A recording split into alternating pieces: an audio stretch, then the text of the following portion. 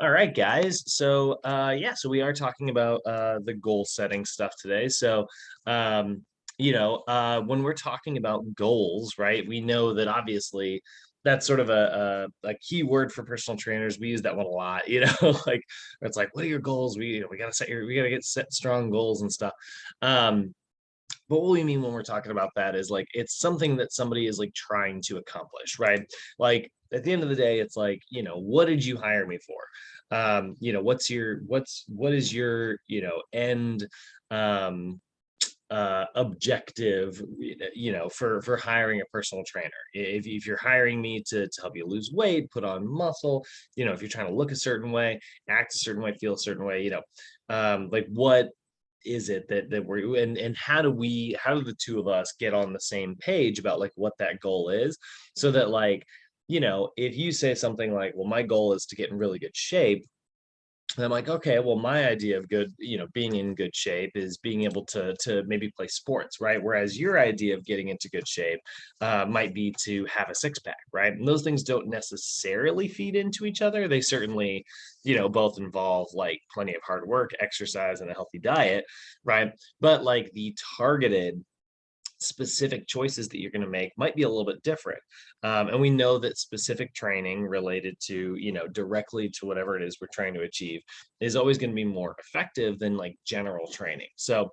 Um, so we want to know what the aim or the object is, right? And we want to know how we can get to a place where we can objectively measure our goals. So, everybody in here actually, except for Cyrus, has heard me sort of go on and on and on about the difference between like subjective and objective, because we do have those two sort of different pieces of information when we're doing our fitness assessments. And Cyrus, you're going to hear me say that a lot later. But in this instance, we do also want to take a look at the fact that, we're looking at a subjective thing versus an objective thing. What I mean by that is like, subjective stuff is not very easily measured. Um, or at least it's not measured the same by everybody, like your opinion is a very subjective thing. That's what subjective really is, right? Like opinions, right? Like in my opinion, and this is the example I always use because I think I'm 100% right. In my opinion, Star Wars, The Empire Strikes Back specifically, is the best movie ever made.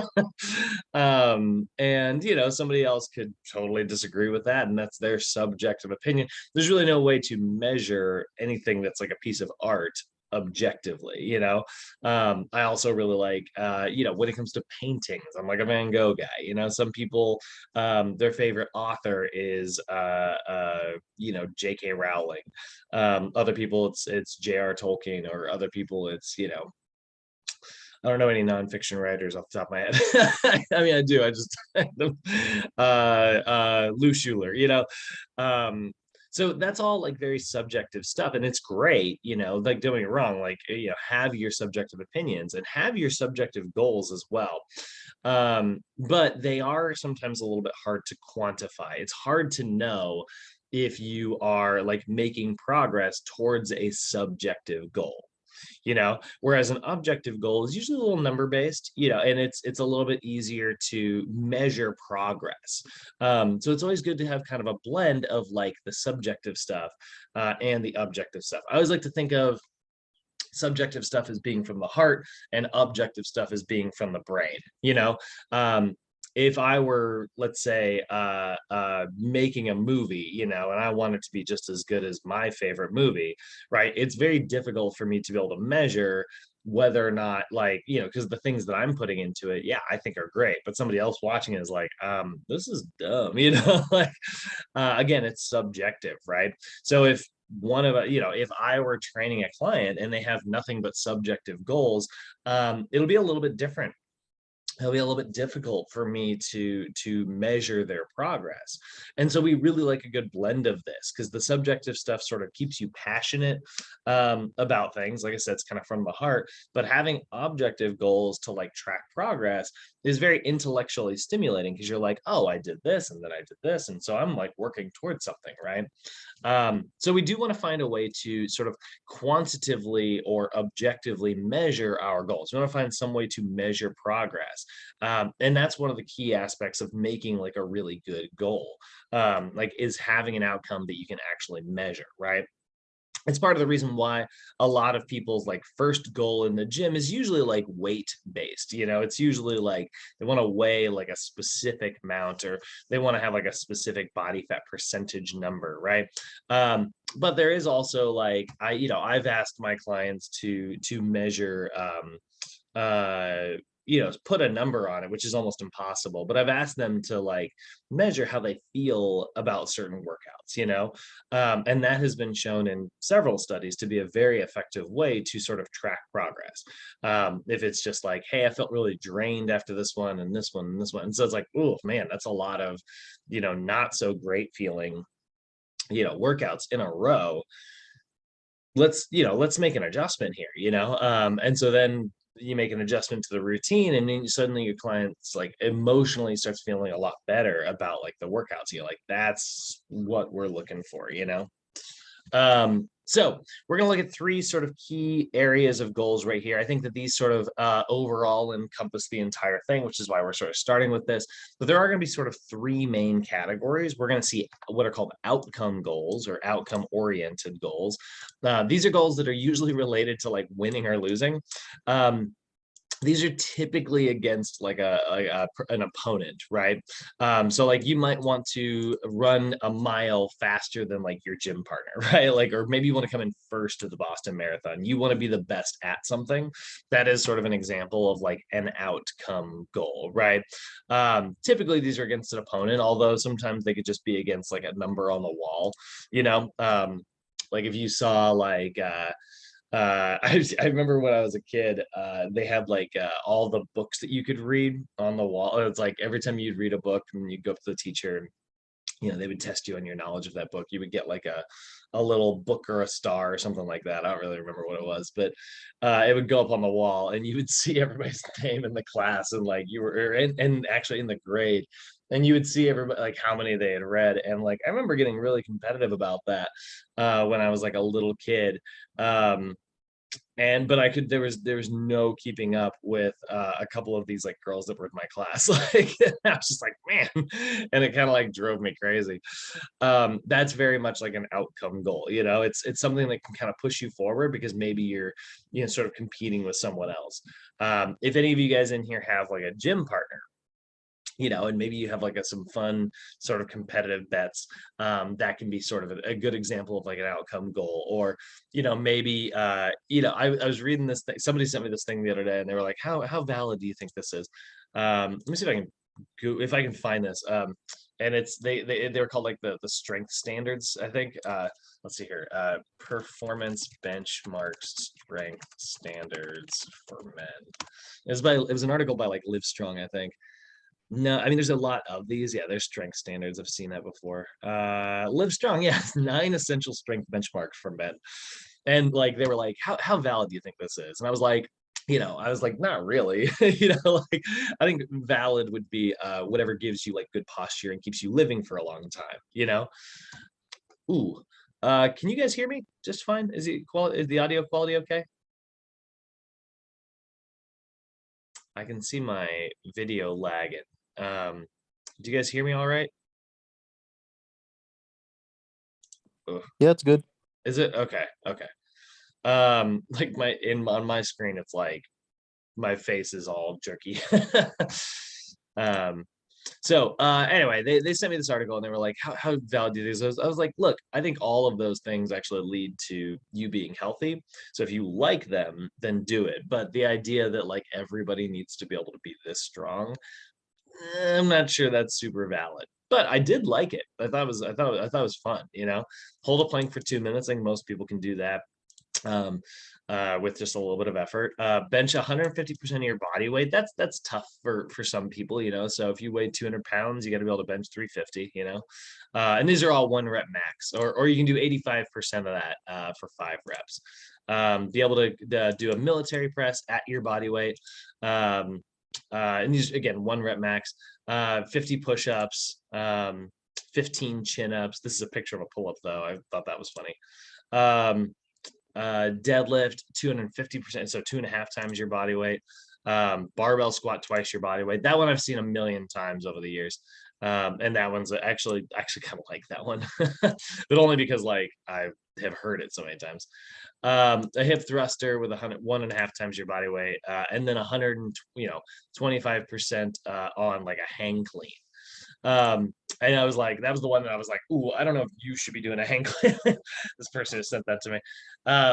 But yeah, but these are like, they're kind of fun goals. And I was like, I like that, I think that's a really good example of some various outcome goals that you can kind of focus on. So, maybe you give yourself like the deadline of like, all right, 2022 is my year. I'm going to check everything off that list. And then you just build a workout that's going to help you kind of get there. Wow, that's really great. Like you created a goal that, essentially created a workout for you. I would make it a little bit more rounded, get some more upper back stuff in there, get some rotation stuff in there. But like, now you've got something that's going to drive you forward all year. So that's sort of our examples of outcome goals there. Now we do also have like performance goals, right? And performance goals are related to like personal achievement, right? These are, if you want to run your fastest mile, right? So these are usually where you maybe take a look at your starting point, and then you take a look at the ending point that you're trying to get to, but it's just you versus future you, like in the last example, it's usually like you versus some type of an opponent. In this case, it was like you versus a website article, but performance goals are just you versus future you know what I mean? So you're just trying to do your like best version of things. I know that Eliud Kipchoge, who's the world's fastest man over long distances, he's the world's fastest marathoner. He is he wants to break the sub 2 hour marathon. He wants to be able to run 26.2 miles in under 2 hours. He was almost able to do it with that, because no one's ever done that before in history, like definitely not. But he was able to sort of get close in a very sort of advantageous position. I don't know if you guys remember hearing about this. This is like 4 or 5 years ago. Let's see if I can spell this right. But he I would have spelled it right if I put the D instead of the S. Like that was just a typo. But he he ran the Tokyo Marathon in 2 hours, 2 minutes and 40 seconds, which is, crazy impressive. But he's trying to knock that last 2 minutes off, and it's just him he's just right. Obviously he's in a race against other people, but like, he's just trying to set his own world record. And so that is sort of an example of like a performance goal. So if you're just taking a look at your own stuff and trying to get better at that, we really do like performance goals. Those can be really great as well. And then lastly, we've got process goals, and process goals are the ones that tend to be very subjective. These are a little bit harder to measure sometimes, but we can still find ways to sort of quantitatively measure them. So process goals are related to just getting better at the process. Like, this is just you trying to improve yourself, right? So these are trying to get better at something that you are doing, right? So maybe somebody is just trying to run a consistent pace at like during like a the Boston Marathon or a race or something like that, right? So for instance, my buddy Patrick actually was really great at process goals. And he and I would go running all the time at Fryman Canyon, and we would do that, that big uphill section. And he had this process goal where he was just basically like, I don't care how fast, I'm not going to time myself getting up this mountain, but I want to see if I can stay on the balls of my feet as if I were jogging the entire time. So I never want to go down to a walking pace where it's like heel toe, heel toe. He's like, I'm going to stay lean forward. I'm going to stay in a run, even if that run is slower. And that's the thing. I've seen that jog that he's talking about, and it's slower than walking fast. But that's not what it's about. He wanted to kind of maintain this specific form for the entire hill. And I was like, that was a good process goal, you know? Or maybe you have a client who you want to train consistently, like at a specific like number of sessions, right? Without missing a session. That's a good example of a process goal. So I'm always telling my clients when they first ask me about like diet stuff, you know, a lot of times somebody hires you and they're like, I want to I want to work out every day, and I want to, do my diet, and I want to do this, I want to do that, and I want to do this, I want to do that. And it's like all of these like things that they want to do like simultaneously. It's like, look, that's a lot of stuff to work on. Why don't we just focus on getting you to the gym consistently here in the beginning? Then we can worry about all that other stuff. We can get to like, hitting specific goals and times and stuff later. But for now, let's just come to the gym regularly.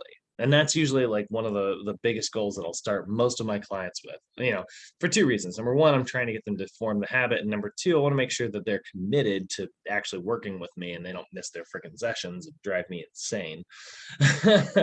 And then when it comes to diet, again, rather than just giving somebody like an example meal plan to follow, what I'll often do is I'll just say, let's just try to make every meal you eat as colorful as possible right now. I want you to get really creative about trying to get colors into your diet as often as possible. Lots of greens, lots of reds, lots of yellows.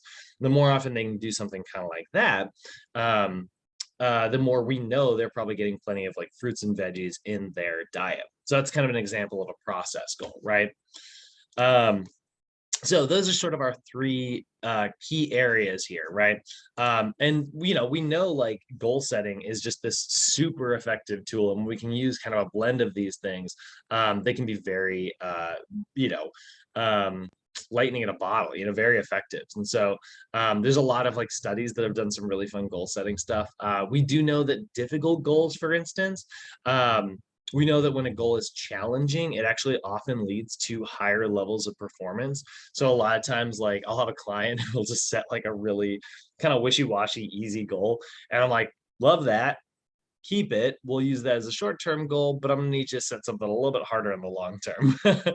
Now that being said, we do need to make sure that our goals are also realistic. If it's too difficult or too hard to achieve, that can also be a very negative thing. But they've actually asked people to set really difficult goals in the past, and often those lead to like higher levels of achievement, even if they don't necessarily get there in the time they thought, because they were working so hard to get there. They led to higher levels of performance. If you guys ever want to know a lot about goal setting and why it's a really effective method, you can read. There's sort of two books that I'm going to talk a lot about in this class that I really love.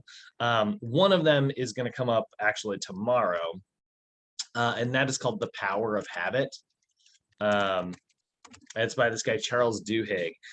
This book is really terrific when it comes to sort of analyzing our behaviors and making changes and stuff. It's been out for a few years, so you should be able to get it pretty cheap if you want to, get this book. I love it. He wrote a sequel, sort of. It's not like a direct sequel, but it's also about like performance and stuff. Called Smarter, Faster, Better, which is sort of it's sort of the spiritual sequel, I should say. That's interesting. That one didn't like pop right up, but that's this one right here. This book is also really fascinating, and I think like one of the things that Charles Duhigg does really well is that he gives you like really interesting stories that to kind of highlight and explain what he's talking about. So he has this really cool story in Smarter, Faster, Better that is all about really difficult goals. And so one of the things that this specific like engineer was responsible for in Japan, he was trying to figure out how they could increase productivity. Most of Japan's population are in like these big cities, but they need to be able to get out to these like farming communities to like, be able to export goods and services, right? Um, and so like their economy was sort of stagnating, and he was sort of tasked with finding a way to get large amounts of people from one place to another by train, so they could travel quickly, and increase their ability to like export stuff. And so the fastest train on the planet at the time was traveling like 50 miles per hour. And so he was like, I want to figure out how we can get a train up to like, I think it was 200 miles per hour. How fast do those bullet trains go? Japanese first bullet train speed. Um, okay, yeah. Oh, that's right. It was 130 miles an hour. He wanted to get it up to 200 kilometers. That was the goal. I thought it was like the number 200. And he was like, I want a train that'll travel, 210 kilometers, 200 kilometers per hour. And they were like, no, that's impossible. The fastest train is like not even half of that. And he's like, well, we got to figure out how to do it. So he set this like very intense goal. And so they worked together, they engineered this thing, they came back and they were like, all right, we managed to figure out a way to get a train up to like 70 miles per hour. And he's like, not good enough. I'm looking for 130 miles an hour. And they were like, again, sir, we cannot do this. Like, this is impossible. And he's like, well, figure it out. So he would set these like really intense goals. And sure enough, eventually they invented the first like bullet train. And those things are crazy if you've ever seen them. I mean, they are, freaking fast. But by 1964, they had invented this 200 130 mile per hour traveling train. And so we see there's a story about that in the book, and I absolutely butchered it this morning, but if you read Smarter Faster Better, it's a really cool story, all about really hard goals. So sometimes like, we're going to encourage our client. They might say something like, oh, I want to be able to do this. And then we can come along and sort of restructure that to make it a little bit harder. So we do know that is going to be a really effective tool that we've got access to. Now, another thing that's also going to be just really effective that we can combine with our goal setting technique is self-monitoring. Okay, so self-monitoring has shown to be a very effective tool pretty much everywhere. And this is why we know that like tracking our goals is really effective, right? It pairs really well with like food logs, for instance, right? So like food logs or food journals, right, are a really good tool for helping our clients become a little bit more aware of actually what's coming into their body. We talked about conscientiousness yesterday. We talked about like, making sure that we are aware of things. One of the reasons why screenings or assessments can be so effective is because they kind of draw our attention to, and it's like, yeah, I don't watch that much TV. And then total it all up one week and you're like, oh man, that is a lot of hours of TV, or it's like, oh, I don't go out to eat fast food all that often. And then you total it all up and you're like, oh man, that's a lot more trips to McDonald's than I thought.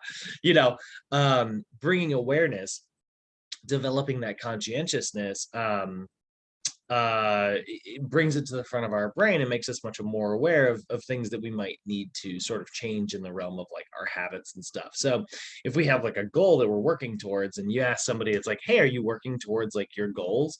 They would probably say, yeah, absolutely. And then like they track their progress and they're like, oh, I guess I haven't revisited this in a while. I had that problem a couple times when I fell off the saving money wagon. I was like putting money away, putting money away, putting money away. And then like I was like, man, I'm so good at putting money away. And then like, there were some months where it didn't happen. You get around the holidays and stuff. And I was like, I've been a saving machine all year, real proud of myself. And then I looked and I was like, oh, it has been it's been a month or two since I've like put money in my savings. I thought I was doing great. But like that's the thing, right? Your awareness sort of gets drawn somewhere else and you might kind of miss it here and there. And so when we combine effective goals with like really effective like self-monitoring and journaling and things like that, it's like it's just lightning in a bottle. It's just a really effective way to kind of meet these goals. So, we talk about like why this works so well. We know that it's because one of the biggest reasons is that it directs your attention, right? It gives you something very specific to focus on. And again, it's very easy for us to kind of lose focus. And so by directing our attention directly towards like one specific goal, or one specific action or, performance process or outcome goal, we are going to get really effective results out of that, right? Because it's going to be like, all right, this is the thing that I'm working on. I'm plugging away at it. I'm chipping away at it, right? And then it also sort of creates a mobilizing effort. It's like, all right, well, I know what I need to do to get there, and so I'm going to do it. It enhances your persistence when you kind of fall off the wagon. You're like, nope, I said I was going to do this thing, and I'm not a liar, so I'm definitely going to do it. I love to like share my goals with other people. I love like to constantly just like tell people like what it is I'm like working on in my life right now, because then like I have this like pressure on my back, that sort of like keeps me moving forward. It's like, well, I did tell, I told Simon that I was going to do this thing, and I'm not going to be a liar. So it can kind of enhance your persistence that way as well. And then one of the other nice things is that it also, and this one I think isn't necessarily like a super goal thing, and I think this is going to come back up later when we look at like problem solving. But it also helps us develop like new strategies when we have a goal, so it's sort of written down, and then all of a sudden like we realize that we're not necessarily getting where we want to get to. We can come up with like a new strategy for how to get there, right? You're like, oh, I was doing this and that's where I want to be, but now I'm starting to notice that I'm getting pulled over here, right? So I need to try a new route, try a new strategy, and get me back on task, right? So you got somebody who's, let's use the weight loss goal as an example, because it's always kind of easy to look at. Somebody said they want to drop 50 pounds, right? And that's their goal. They got it, and they're like, I want to lose 50 pounds of body fat by, and then they kind of lay that out specifically. They give themselves a deadline or something, right? So now they sort of they have something they're directing their attention directly towards. They know exactly what they're going to need to do. They need to move a lot. They need to watch what they're eating. Every time they sort of like fall back, they're going to relook at that goal, and they're going to go, that's right, that's something I'm working towards, all right, and then kind of get back on the wagon, right? And then if they notice that like they tried something one week and it isn't really pushing them towards their goal, or tried something for a month and it's doing some good things for them but maybe not directly related to their goal, well, they can sort of make an adjustment there, right? Oh, my freaking computer's dying again. I gotta get used to this laptop thing. Sorry, 1 second, guys. Let me get this plugged in so you don't lose me. uh, where is it plugged in this room? We may be. Oh, nope, that'll work.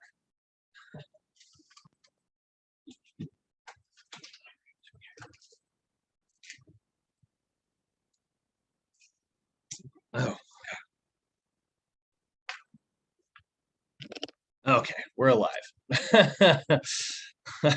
Okay, we're charging. That would have been really bad. So those are some of the reasons that goals tend to be pretty effective here, right? So we've got some general principles here that we want to sort of adhere to when we're setting our goals. We do want to make sure that our goals are specific and measurable. We want to make sure that they're realistic but challenging. We also really like a good blend of long-term goals and short-term goals. When you work those things together, they tend to be a little bit more effective. And then generally, we like performance and process goals because those are the ones that we have the most control over, whereas outcome-oriented goals, we have a little bit less control over those because those are usually against someone else. So like, we can't really, have an effect on their performance. Oftentimes creating like a goal commitment is a really effective strategy. We want to talk about like how to actually achieve those things. We want to, as the coach, be able to give our clients feedback, and we want to be able to set timelines, so deadlines, right? So if we know that we need specific and measurable goals, we know that we want to make sure that they are realistic but challenging, and we also know that we need to set a deadline. Well, there's a really good way to kind of summarize all of that into an acronym that makes a little bit more sense. And so we could say that we want specific, measurable, actionable, realistic, and timely goals. That is much more commonly referred to as a SMART goal. So a SMART goal is a goal setting system that basically is like it's kind of like a checklist of things that you should be asking yourself when you're setting a goal, right? So you want to be able to go, okay, this is like a checklist of things that, does my goal meet these criteria? Is it specific? Is it measurable? Is it actionable? Is it realistic? And is it timely, right? Does it have a deadline? We know that if we can do those 5 things with our goal, it's going to be a goal that really keeps us like on task, right? So I got a little video here that's going to kind of break this down. Now, I will say, this video does one thing that's a little bit, oh my God, there's a crash course video. Ooh, you guys know how much I love crash course videos. How have I never seen this before? This one's not a Hank video. This is actually, I don't know who this is actually. But Crash Course got so popular, they started bringing in different teachers. Tell you what, I do kind of want to see. I do kind of want to see how this video is. So I'm gonna click this one. Hopefully, it's a good breakdown. But this is I've seen this channel before. This is Crash Course Soft Skills. It's meant to be like business skills that you can have, to make yourself like more productive at work and stuff, or more productive in yourself if you're trying to be like a leader. So let me share the sound here so you guys can watch this, and I'm going to enjoy this video with you. I hope that this is actually good. I usually like to check the vids, but Crash Course never makes a bad video, right? All right, this isn't muted anymore, right? Unmute that. Turn the volume all the way up. Here we go. Oh, complexly. It is going to be When great. I was a kid, I wanted to be a spy. The midnight phone calls, the cool gadgets, the secret missions. But I grew up. I changed. And I'm living out those dreams on a slightly different path. Now, I'm a full-time digital storyteller, which means late nights wrapping up projects, an expensive video camera, and some non-disclosure agreements. And I got here by setting small goals that were clear, doable, and ambitious. I know things can seem a bit overwhelming when you're out of school. There are no more grades, and all of a sudden, people are talking about 5-year plans when it feels like you don't know what's happening in 5 weeks. But we got you. So today, your mission, should you choose to accept it, is to learn how to set achievable goals. I'm Evelyn from the internets, and this is Crash Course Business Soft Skills. This is interesting. Plus, this one had a picture of Batman. Let's face it, we all have dreams, and we all want to achieve them, no matter if they're big, like I want to write an Oscar-winning screenplay, or small, like I just want to finish this script right now. Looking toward the future is scary and muddled. Every little decision you make seems like it's really high stakes. At some point, your hopes and fears and insecurities might get all mixed together as your brain starts to panic, and all of a sudden you're having a quarter-life crisis in your 20s. Like, am I actually achieving anything in my life? I know I've been there. But you can limit this anxiety by setting some SMART goals that break down your big plans into manageable steps. And I don't mean smart like responsible, although it never hurts to budget your travel expenses or think about building a 401k. Your parents would be proud. SMART is another one of those businessy acronyms. It stands for specific, measurable, ambitious, realistic, and timely. So first of all, your SMART goal should be specific.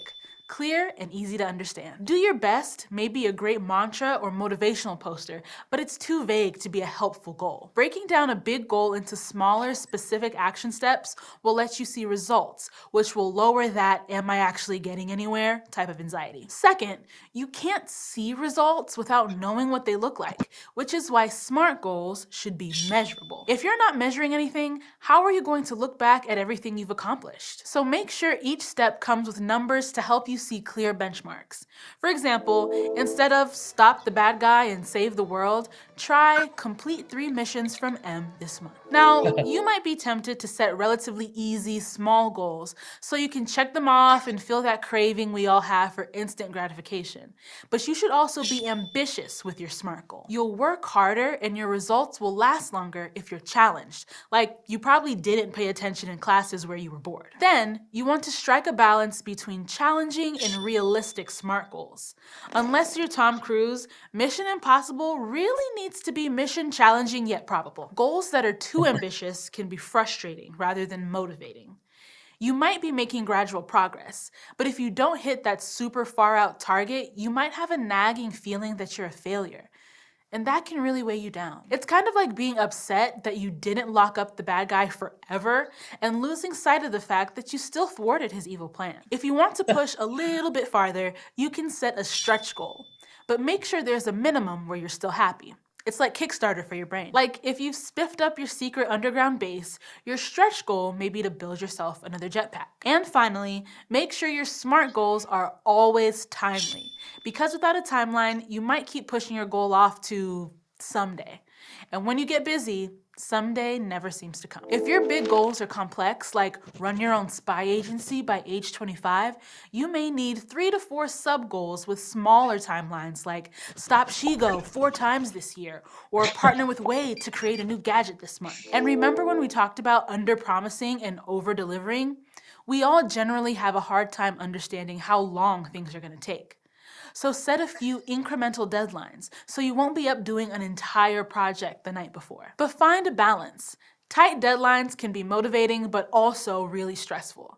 If you've got 24 hours to stop a supervillain, you'll work fast, but your blood pressure may be through the roof. Now, if you're trying to process all these tips and still aren't entirely sure what you're aiming for in the first place, make your SMART goal a learning goal. Learning goals, like setting up an informational interview per week, help you figure out what you need to do and what goals you should set as benchmarks along that path. But even if you put a lot of work into crafting some awesome, motivating SMART goals, life can just happen. Things change. Your priorities might shift as you learn more about yourself, or you could have to deal with an unexpected setback like an injury or layoff, which can send anyone really. So if you feel you need to adjust your timeline or abandon a goal, it's not necessarily a failure, even though it might feel like one. It's gonna be okay. There's only so much time in a day, and goal quality matters more than goal quantity.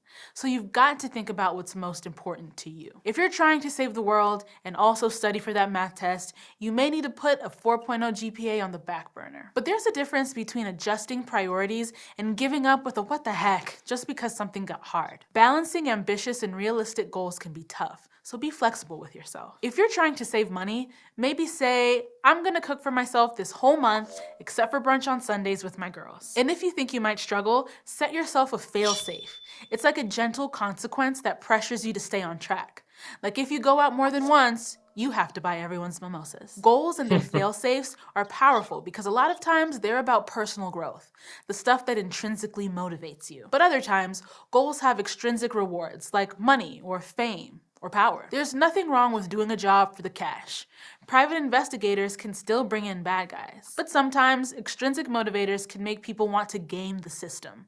Not necessarily because they're bad people doing bad things, but because the incentive structure is wrong. To see what I mean, let's go to the thought bubble. Let's imagine you run a scrappy auto shop in the heart of Gotham City. With all those robberies and high-speed chases, your work was steady before a questionably dressed vigilante cleaned up the streets. Now, things are in a bit of a lull. So you set a goal for your auto mechanics to bring in $150 per hour.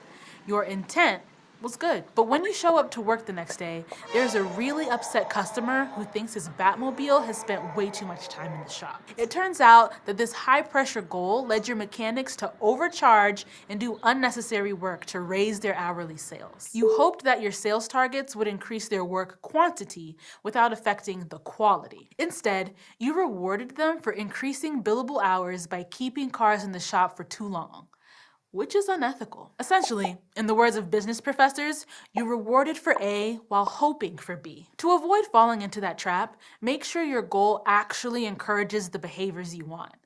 Think about the worst behavior you could accidentally encourage and take precautions. To deter mechanics from doing unnecessary work, you could create a Why So Serious sales initiative and put customer satisfaction survey links at the bottom of every receipt. Or you could set a flat price for each kind of repair and monitor how long cars are in your shop with a detailed record system. And everyone likes appreciation, so giving them specific positive feedback for meeting goals in good ways can help keep your shop under control. Thanks, Thought Bubble.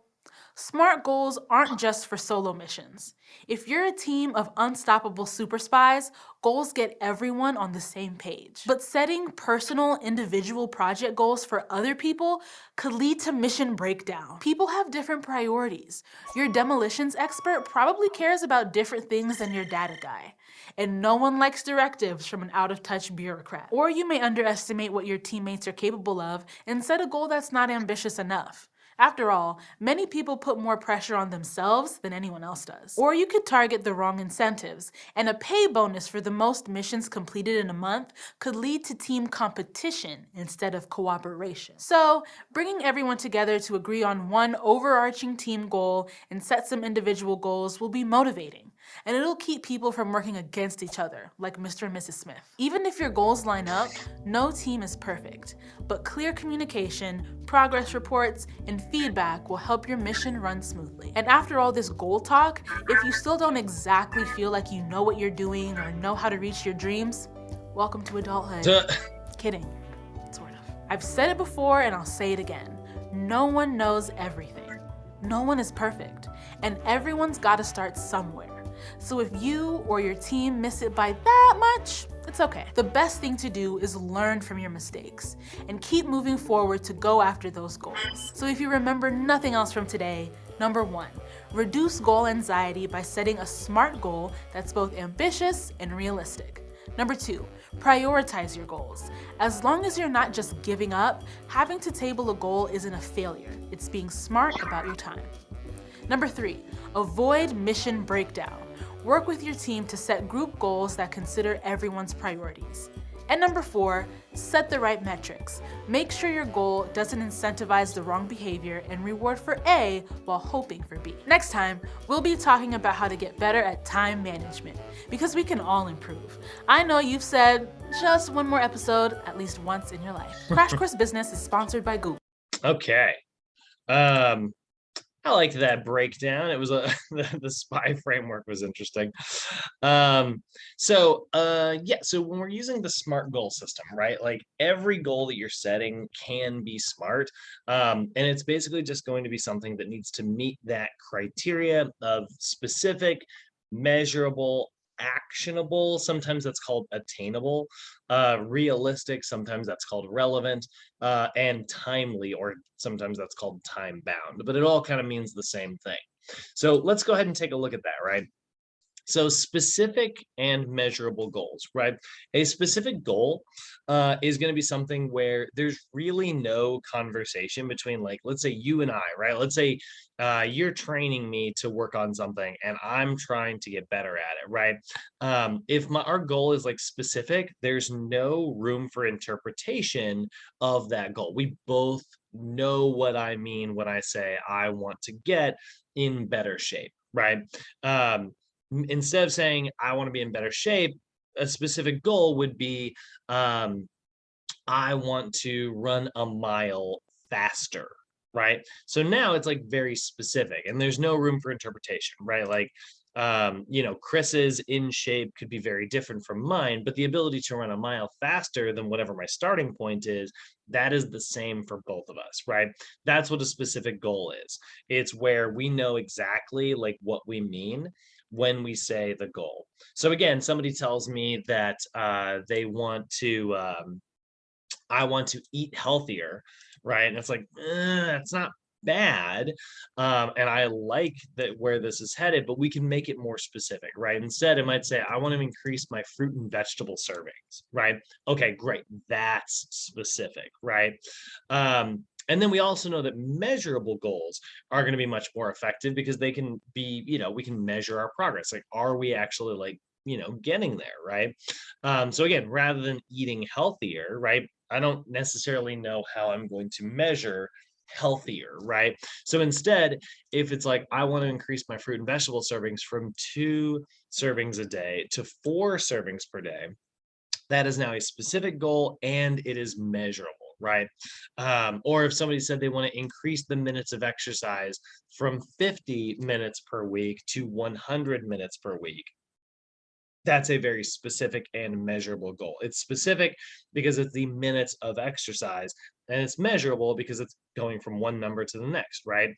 It's specific because it's fruit and vegetable servings, and it's measurable because it's going from one number to another. So that's one of the best things you want to do when you're setting up like a SMART goal. If you have a client who's telling you like whether it's a performance goal, a process goal, or an outcome goal, you do want to make sure that it's SMART, right? And that it is specific and measurable first. Does that make sense, everybody? Is that pretty clear so far? Maybe thumbs up. Love that. Yes. Cool. Now, the next thing we want to do is we do want to set like goals that are realistic, but that are challenging, right? And so like, realistic but challenging goals. Goals should be challenging, but like still very much like attainable. If your goal is like a little bit too easy, it doesn't really motivate you to work hard because it's something like, I can probably get there in no time at all. And so I can put it off till tomorrow. But if it's like a really challenging goal, you kind of feel this pressure. We're like, oh man, I better start working on that yesterday. That's kind of what challenging goals do for us, right? So they should definitely be challenging, but still attainable and realistic, right? And that's where you're going to see like the next sort of parts of the SMART goal system, right? If it's an attainable goal, you should be able to know specifically what actions to take in order to achieve it. This is actually why when I'm using SMART goals, I like to describe the A in SMART as actionable instead of attainable. I think it's just a little bit more descriptive. But specifically like what actions you need to take, right? Again, if my goal is to somebody said they want to eat healthier and I'm trying to turn that into a SMART goal, right? I would already make it specific and measurable with saying I want to increase my fruits and vegetables from 2 to 4 servings per day. And guess what? If I asked myself, is that an actionable goal? Is that an attainable goal? Right? I know how I'm going to attain it. I know how I'm going to like what actions to take to get there. So I would say so far, I'm definitely on task.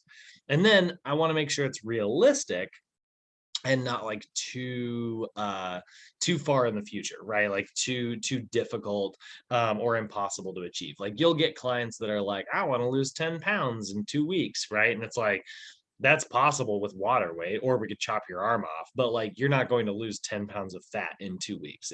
We can't metabolize that much in that short of time. It's possible to lose that much weight. You see it all the time in like the UFC and stuff.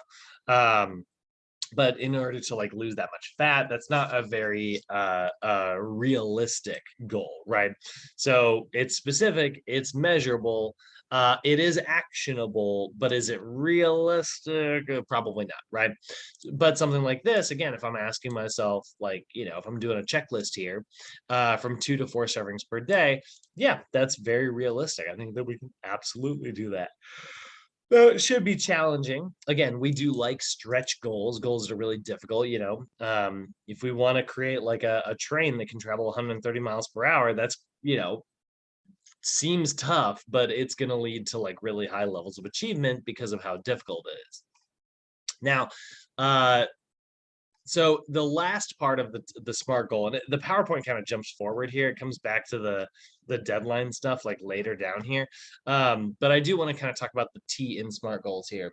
Um, the T in SMART goals should stand for timely or time bound, however you want to say it. And that is where we just know that we as creatures respond really well to deadlines. Deadlines are a really great way to kind of set us up for like long-term success. Make sure I'm not, yeah.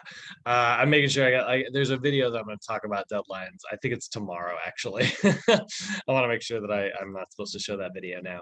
But deadlines are a really effective tool, guys. If you give yourself a specific deadline for something, it puts the pressure on to make sure that you're actually doing it rather than just, I'll get to it someday. Because someday, you know, doesn't always come. So by giving yourself like, okay, I am going to try to accomplish this within 1 month or 2 months or a year, right? Or even a week, right? If it's a short-term goal. Great. Having those deadlines is really effective, and it's lightning in a bottle. It's one of the best ways to like hack your productivity is just to give yourself a specific deadline, because the pressure's on. You're like, oh crap, I got to do this. That's sort of what deadlines do for us. So one of the ways to sort of summarize and talk about deadlines is to look at the difference between like a long-term goal and a short-term goal. So wrapping up the sort of SMART concept here, specific means that like there's really no interpretation between you and me, the trainer, whatever, right? And what that goal actually means. Measurable means that like I'm just going to try to get it very number based so that I can easily measure progress. Attainable or actionable means I know specifically what actions I can take. Like if I have a goal and I don't really know what actions will actually get me to achieve that goal, maybe it's not a very smart goal. Realistic goals are ones that are challenging but definitely achievable. And lastly, we've got time bound goals. If I give myself a deadline, right? So if somebody tells me they want to lose weight, that's what they come. I would say, all right, I love that. I think that that's really I think that that's going to be really good. But tell you what, let's see if we can sort of restructure that goal to sort of put us on the path a little bit more effectively. How much weight do you want to lose? And they're like, let's say I want to lose 50 pounds. Great. What do you think your timeline is? Like, when do you want to lose that 50 pounds by? And it's like, well, I was hoping hopefully by, the end of the year. Oh, well, and let's say it's January. Let's say 1 year's time, right? 365 days. Okay, great. So now let's take this I want to lose weight goal and make it a little bit smarter, right? So now it's like I want to lose 50 pounds by this date next year. And now I've got a specific goal because like I know exactly what I'm working towards. It's measurable. I know exactly what actions I need to take to achieve it. It's realistic. 50 pounds in a year isn't that difficult. If you think about that, it's a little bit less than 1 pound per week. And it's time bound, right? It is a specific deadline that I want to achieve. So that is sort of the SMART goal system. If you can make sure that most of your goals are SMART while also doing all this other stuff, sky's the limit in terms of productivity. So we do like a combination of, when it comes to that time-bound stuff, we do like a combination of like long-term goals and short-term goals. Having a good blend of these is also a really effective method for personal achievement, right? So goal setting has been shown to definitely be much more effective when you have a good blend of both of these things happening at the same time. So for instance, when you look at like a long-term goal, long-term goals are really great because they're sort of like a carrot on the end of a stick. They give you this big mobilizing effort to kind of focus on by the end of the year, or maybe 2 years or 5 years, right? Whatever it happens to be, right? They always you always see that in movies and stuff. They always talk about somebody having like a 5-year plan. That's a long-term goal. So long-term goals give you this like big direction to head in, right? So it's like my long-term goal is to make it up that freaking mountain, right? But for now, I need to make it to that tree first. That's a short-term goal. Okay. So I want to lose 50 pounds by the end of the year. Yeah, that's definitely like a long-term goal. Whereas like a short-term goal gives you feedback about like your successes or maybe like the thing, maybe some failures, right? So if you want to lose, like, let's say like a short-term goal that feeds into that long-term goal, if you want to lose 50 pounds in a year, you need to lose 1 pound a week. And then let's say like I want to lose 4 pounds in the month of January. So that's like some short-term goals that kind of feed into that, right? And for the record, they don't always have to be directly like miniature versions of your other goals. Somebody said they wanted to lose 100 pounds in a year.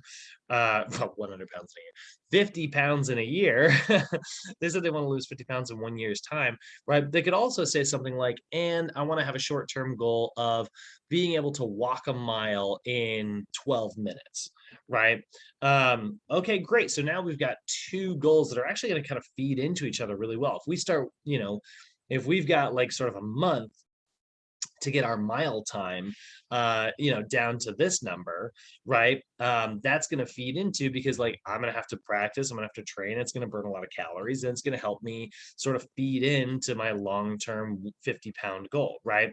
So that's sort of the one of the key things to do here. We want this like really good blend, right? So like I wanted to get enough money saved and get my credit score improved enough to be able to like buy a house, right? Those are both very, very long-term goals. And so like I wanted to be able to kind of start that paperwork process by like December of last year. And then my short-term goals were like, I need to be able to put $1,000 away consistently each month, which is why like, I opened up an extra bank account that was, and immediately threw away the debit card for it. And every time I get paid twice a month. It just instantly shunts $500 into that account every time I get paid, which will come out to about 1,000 every single time. So that was my sort of short-term goal, was to save $1,000 a month, and my long-term goal was to have enough money in this account to get an investment property. So the same thing would be true of like going to the gym. If you want to be able to bench press 150% of your body weight, right? Let's say you weigh 180 pounds. Your long-term goal might be to be able to, I have to do math, 180 to be able to bench press 360 pounds, right? Nope, that's double. 180 plus 90, that's 270 pounds, right? If that's your goal, is to be able to bench press that much weight, well, then maybe it's like, okay, my short-term goal is I want to be able to add 5 pounds to the bar each week consistently, right? Cool. Those are short-term goals that kind of feed into that, right? So there's a lot of different versions of that, right? And that's why we really like having that blend. Again, all of your long-term goals and all your short-term goals can all be SMART, right? These can all definitely still meet that SMART criteria that we're talking about. It can be specific, it can be measurable, it can be actionable, realistic, and timely.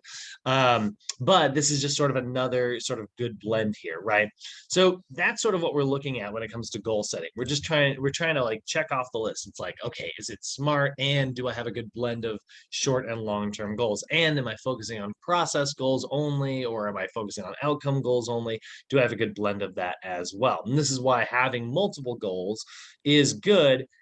Although I will say, make sure that you're not setting too many all at once, because then you can start to get kind of scattered. And we'll talk about that in just a minute. Questions on that, guys? How y'all feeling? Short and long? Feeling good on that? Good. Awesome. All right. So, like I said, we do like outcome-oriented goals, but generally performance goals where it's just you versus you tend to be a little bit more effective, or process goals where it's you versus, a lot of times like your emotions, or it's just you versus like the process, tend to be a little bit more effective. So we do know that making a blend of those things is going to help, right? So for instance, like a performance goal might be like, yeah, I want to be able to bench press a certain amount of weight, and a process goal is like, I got to go to the gym at least 4 days a week to make that happen. So then you have your you have your performance goal of like, you're watching the weight go up, sort of like when like donations are like they're taking donations for like the Red Cross or whatever. They always use that same chart where it's like a thermometer that slowly fills up with money. um, that's absolutely like a performance goal. But a process goal might be like, I want to regularly deposit money into that. Doesn't matter if it's like $1 1 month and $100 the next. That's not the idea here.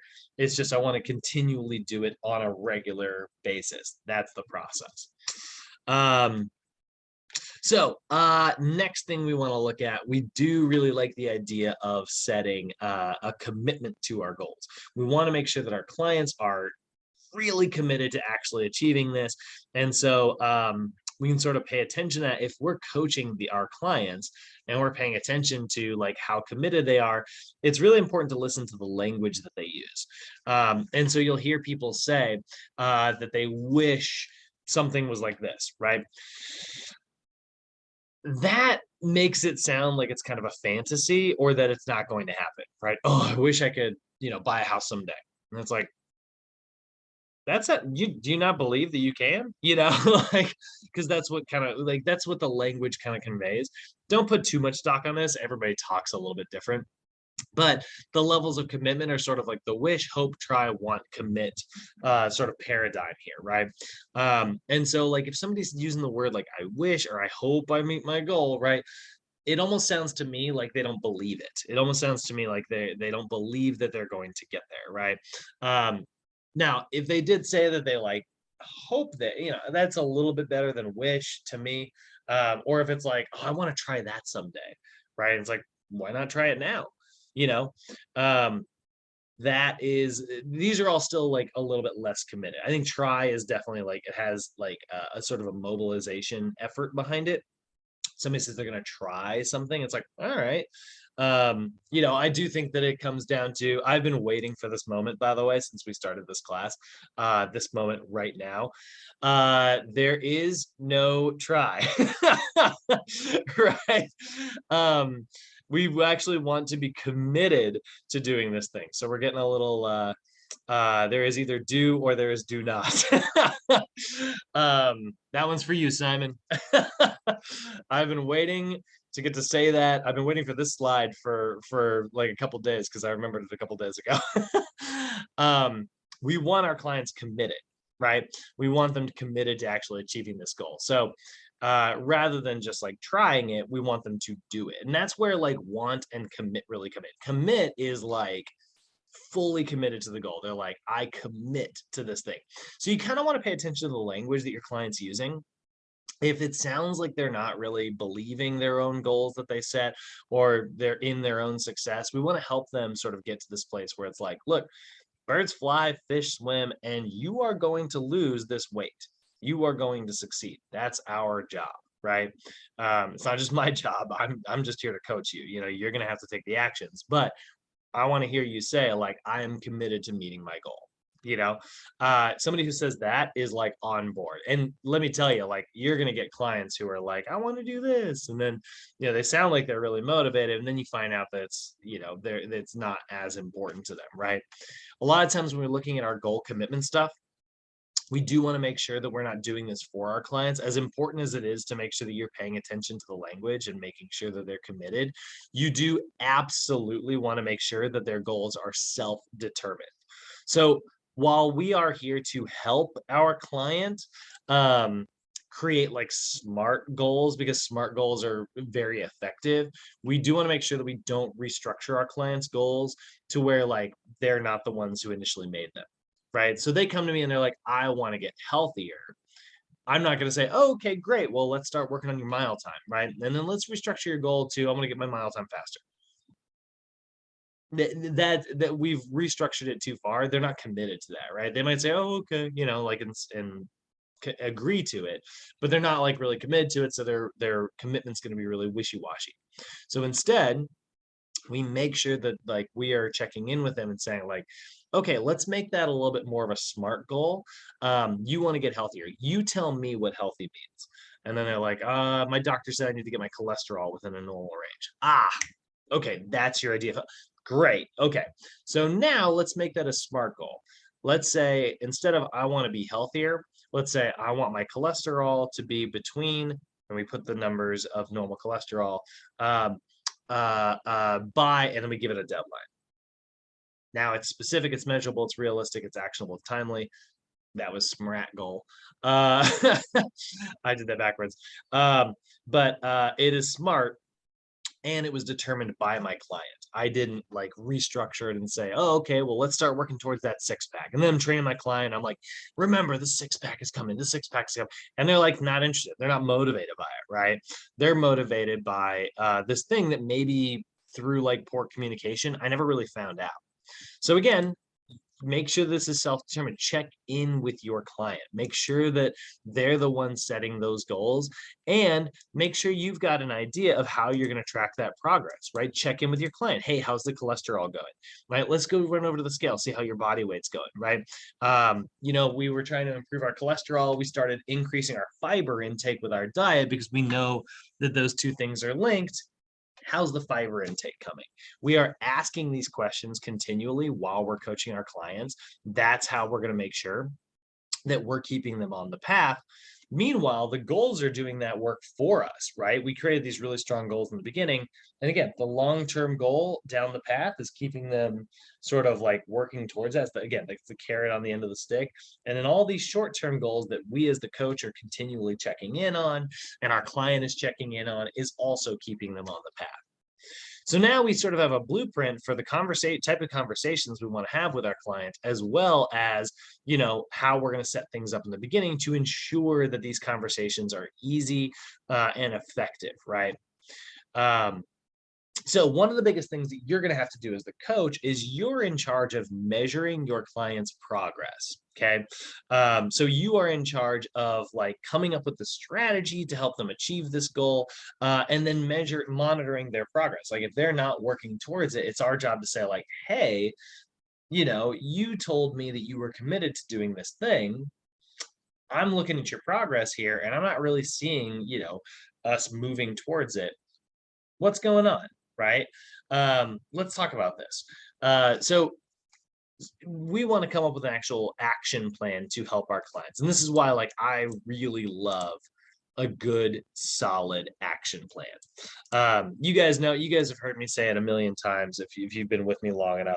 Where I'm always talking about like sort of the three-step process to things, right? To problem solving. We want to clearly identify that problem. We want to solve that problem by coming up with a solution, and then we want to implement it. So a lot of times like a goal is nothing more than a problem. So if my client tells me that they want to achieve something and that's their goal, right? Great. Now I've got a really clear, accurate viewpoint of what we're doing. All I have to do is come up with a plan to achieve it, and now I got to continually check in to see if we're actually getting there. So coming up with an action plan is a combination of your goal setting and feedback from the coach. That's going to produce a much higher level of performance, right?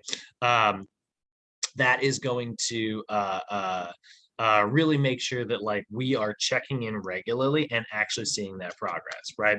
So if I had a coach who was helping me in the whole, and honestly, this has actually been a little bit of a problem for me in this whole home buying process, is like I have no idea what I'm doing when it comes to buying a home. Like I am not an expert. I don't speak the language. I feel like sometimes like they're like, you got to get this contract done. You got to do this and you got to do this.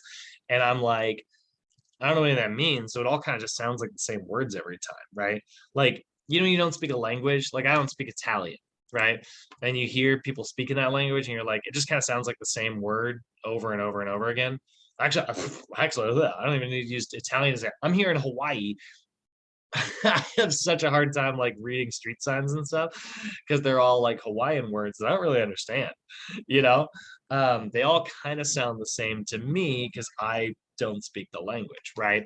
Um, so a lot of times, like if your client isn't getting that like feedback, and checking in, um, that's not necessarily, that's not going to help them like move forward.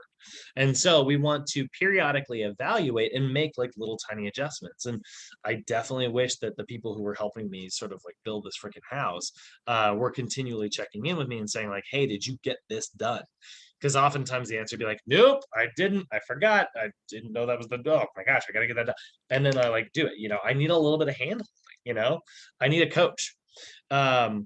And so like that is definitely something that I'm trying to communicate a little bit better with my like loan officers and stuff, and working towards, but it isn't always like really effective. And I would say like they're not the best coach for me right now. They're doing a good job here and there. But like I'm not an expert, so I just need more hand holding. There's nothing wrong with asking for that help, and that's what you're being hired for as the coach. Your client's going to be like, how do I do this? We can't do it for them. But again, it's leading the horse to water without making them drink, right? We're just trying to make that path to water as clean and easy as possible. And we can make adjustments if we need to. It's like, hey, horse, how's this path working for you? And they're like, I don't know. And it's like, all right, well, then let's try this left-hand turn here. Like evaluate and then make adjustments if you need to. And then again, we do love those freaking timelines, guys. We love a good timeline, because that's how we're going to track that progress, right? They'll achieve it much faster, and it always provides that motivating factor that we're talking about here. So, give your clients deadlines, give yourself deadlines if you're working on stuff right now. Now, there are going to be some challenges. It's not always, maybe goal setting isn't necessarily the best tool for your client. Again, there's a lot of tools that we're going to teach you guys in this sort of course, when it comes to the behavior change stuff. I do think that goal setting is probably the most universally accepted. It kind of works on everybody, but maybe not. Maybe it doesn't. I could be wrong. So there are certain challenges that you'll sometimes run into, and maybe they're insurmountable, so we need to use a different tool. But if they're not, then let's just make some adjustments here. But some of the challenges include, oftentimes the biggest one, failing to set specific goals. Again, most people set goals that are not very smart, and I'm not saying they're bad goals. I just mean they're not specific, they're not measurable, right? They fail to set like a very specific goal.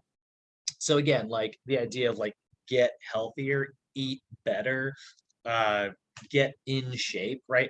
All of those things are not very specific, because we all might have, I'll bet everybody in this room right now has a different definition of what healthier means, right? So I don't like that goal. I don't like the goal of get healthier. I do like the goal of get my blood pressure to a normal rate. Let's get my cholesterol within a specific range, right? Like I love stuff like that. Weigh a specific amount, right?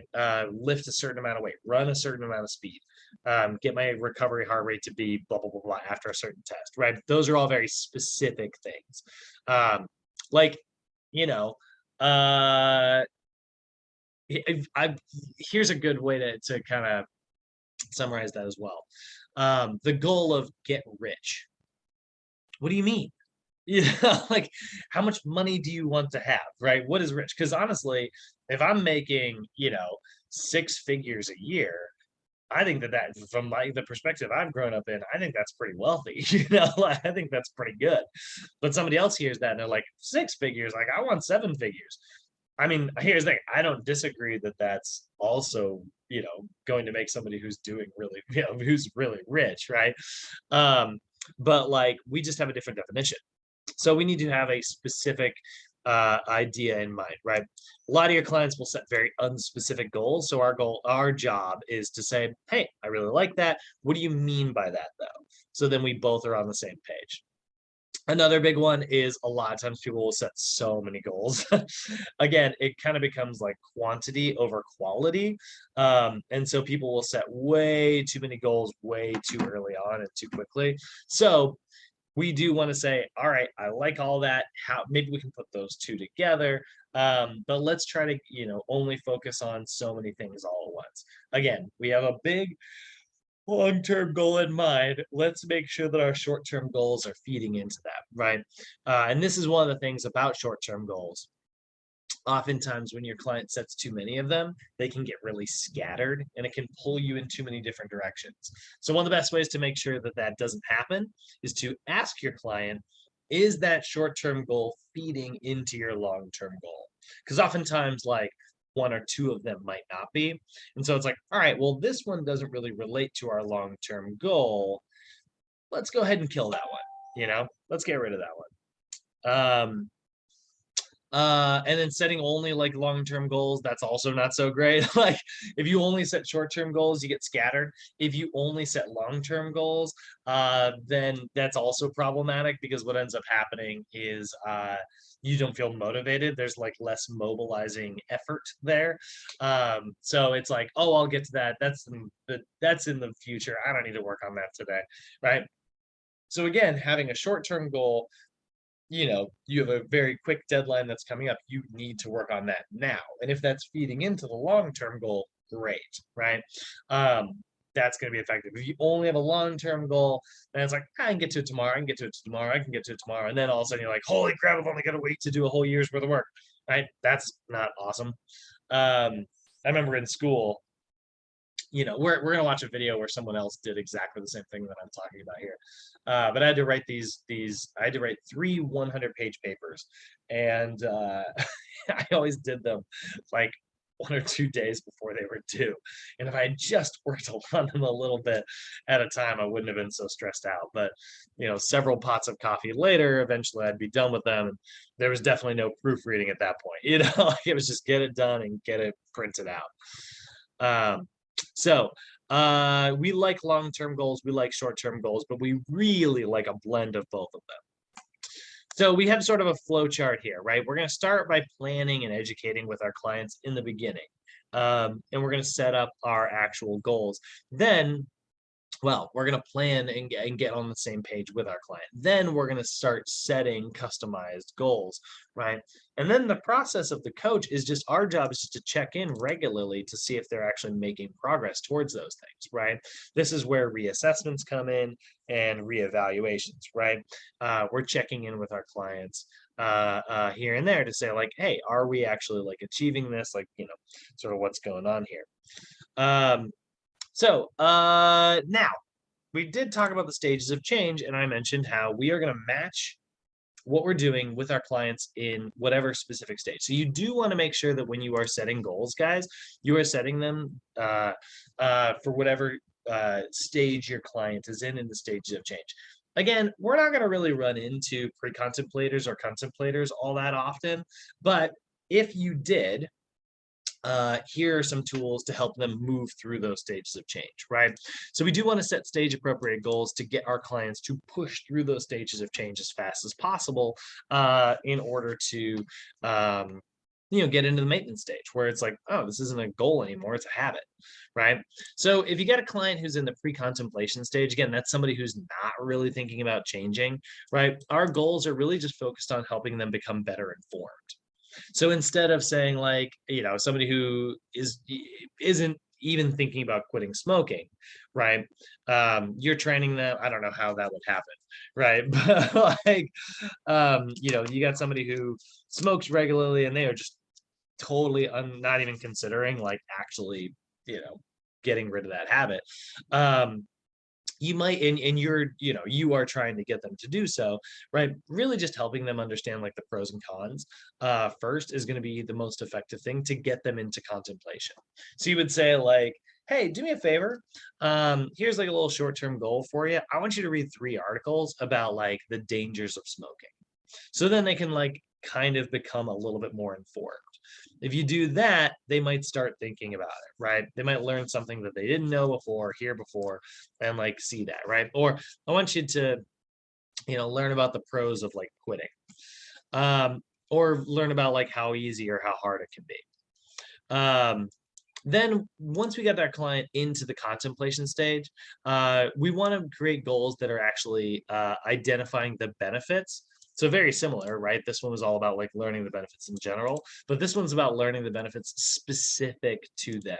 So now it's like, hey, I want you to, your homework for your client, your smoker client is like, hey, I want you to go and learn about some of the pros of like getting rid of this habit. I want you to kind of see what your life would look like, your life specifically would look like if you quit smoking. So now it's like, oh, okay, so a pre-contemplator, our goal was to like learn about the pros and cons in general. Now, with a contemplator, we're getting them to learn about the pros and cons for them specifically, and that is going to sort of help them go, oh man, maybe I should do this. Suddenly they start to become a prepper, right? They start to become like a preparation client. They're like, all right, um, I learned about the pros. I learned about how difficult this is going to be. I know what I need to do this. So then they start taking specific steps, right? Little tiny steps in the right direction. So preparation clients, we are like, okay, well, let's create a goal that's going to help you prepare for this new lifestyle. So now instead of like learning about it, now we start to go, okay, we know which nicotine, you've done the research, um, let's go buy those nicotine patches. Let's come up with an accountability thing. Every time you feel like you need a cigarette, you're going to text me, right? That's a preparation client. So it's like, let's get my number saved in the phone. Let's come up, and if you don't hear from me, let's hear from someone else. Let's have a backup number as well, right? We're putting all the infrastructure in place for when we pull the trigger to actually do this. Now, action is like, all right, the goal is, let's come up with a couple days from now, or maybe a week from now. What's the last day you're going to have your final cigarette? Right? Like, let's set that, let's put that timeline down there, right? That's a client in the action stage. It's not going to work on somebody in the pre-contemplation stage, right? So it's like, what's your deadline? And then maintenance is like, this is somebody who's like created those overt changes. Maybe it involves like creating a new goal, right? That, still requires them to need to not fall back into their old habits. So let's say, again, our client was a smoker. So you might say something like, hey, let's run this 5K. You're not gonna be able to run a 5K if you have smoker's lung, like. So then we create this new goal that is like somewhat related or sort of relies on us maintaining our old goal. And that's going to be a really effective one for clients in the maintenance stage, right? So one more example there. Let's say our client is, they're hiring us to get more athletic. They're hiring us to do, certain types of exercise and stuff. But we want to talk to them a little bit about their diet because we find out it's like, you don't eat any vegetables at all, find out they got a really rough diet, right? So they're a pre-contemplator when it comes to diet changes. And so we might say like, all right, well, you're getting more athletic, you're getting these improvements, but I think we could make some stronger improvements if we also paired this up with a little bit of dietary changes. So what I want you to do is I want you to go and I want you to learn a little bit about like the various types of diets out there, and come to me and tell me what you think of them, right? So we set this little short-term goal. They go in, they check it, right? They come back and they're like, I was learning a little bit about this Mediterranean diet. That sounds like it might be a little bit more up my alley. Okay, great. Mediterranean diet it is. So now let's see, I'll see you in a week here, but your goal this week is I want you to like, come up with, scratch out an idea of what you think your life would look like on that Mediterranean diet. So now it's specific to them. So they come back and they're like, you know what? I'm actually kind of motivated to do this. Let's pull the trigger. It's like, great. Yeah, absolutely. All right. So now let's come up with a shopping list together and see what that's going to look like. There's our preparation style goal. So at some point this week, I want you to email me a shopping list of what you think is going to be effective. I'll email you back. We'll go back and forth and we'll have done this and sort of emailed several times. Let's say we're going to have like we're going to try to get it done in 6 emails, 3 for you and 3 for me. And we'll come up with like a shopping list to kind of get this in place and, develop a meal plan together. Cool, great. Week later, they come back and they're like, all right, I kind of have the idea. And it's like, okay, well, here's your shopping list. This week, I want you to try to stick only to things on that shopping list. So now they're dipping their toes in the water. They're making some specific actions. Next week, they come in. All right, let's stay on that shopping list. Next week, they come in. Let's stay on that shopping until eventually it just becomes like a maintenance thing. And that's sort of how they shop. Have they maintained it for 6 months at that point? Well, now it's time to kind of create like something new. that is maybe related to something else that they're working towards. And so that is moving our client, using different types of goals to move our clients through those various stages of change. And that's about it, fellas. How you feeling, everybody? Questions? Everything pretty clear? Uh-oh. Cyrus, I can see that you're talking, but I can't hear you. Oh, no, I'm good. Oh, there it is. Cool. Yes, sir. All right, well, I'll kill